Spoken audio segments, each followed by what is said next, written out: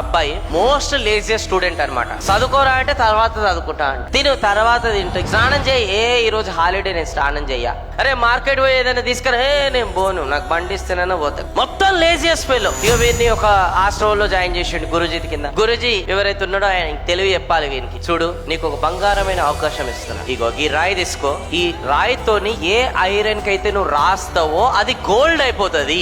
అప్పటికి సాయంత్రం అయిపోయింది. అప్పుడు ఆయనకు ఆలోచన వచ్చింది, ఈ సాయంత్రం పూట ఐరన్ అనేది మనకి ఏడ దొరుకుతుంది షాప్ లా, పొద్దున పోయి మార్కెట్ లో వేస్ట్ ఐరన్ ఏదైతే దొరుకుతుందో దాన్ని నేను కొనుక్కుంటా, పొద్దున్నే లేచి రాత్రి అయిపోయి తిని వండుకుంటా అని చెప్పి వండుకుంటా. పొద్దున్నే లేచిండు, బ్రేక్ఫాస్ట్ చేయాలి కదా, ఇప్పుడు అంత తొందర ఏముంది, మధ్యాహ్నం పోతా, మధ్యాహ్నం అయ్యంగానే ఆకలి కడుపు మళ్ళా, దాని తర్వాత పోదామనేసరికి బాడీ సహకరిస్తలేదు, ఎందుకు ఇప్పుడు తిన్నావు కదా చేసే బాండు, గంట వండుకుందామని వండుకుంటూ లేచేసరికి గురుజు ముందలుండు, సాయంత్రం అయ్యి రాయి గుంజేసుకోండు, గురుజీ నేను ఇంకా మార్కెట్ పోలే, ఐరన్ తెచ్చుకో, చాలు నిన్న సాయంత్రం నుంచి ఇప్పటి వరకు నీకు అవకాశం ఇచ్చాను, నీ జీవితం చేంజ్ చేసే అవకాశం ఇది, నువ్వు నీ చేతులారా అనేది దీన్ని పోస్ట్ పోన్ చేసుకుంటూ వచ్చినావు, ఇంకా నీ జన్మకి ఈ రాయి నీకు ఇచ్చే సమస్యనే లేదు. గురుజీ కాళ్ళ మీద వడి ఏడ్చి నా కళ్ళు తెరిపించారు. గురుజీ ఎట్లయితే పోస్ట్ పోన్ చేస్తే ఈ రోజు ఇంత పెద్ద ఆపర్చునిటీ అనేది నేను లైఫ్ లో కోల్పోయినా, ఇక్కడి నుంచి నా జీవితంలో ఏ ఆపర్చునిటీ కోల్పోనని ఆ రోజు నుంచి ఆ పర్సన్ రియలైజ్ అయి ప్రతిదీ కూడా ఆలోచించకుండా ఇంప్లిమెంట్ చేసుకుంటూ వచ్చాడు. ఫైనల్ గా వన్ ఆఫ్ ద గొప్ప పొజిషన్ కి వెళ్ళాడు అండ్ అందరికి రోల్ మోడల్ గా నేను అనేది నిలిచాడు.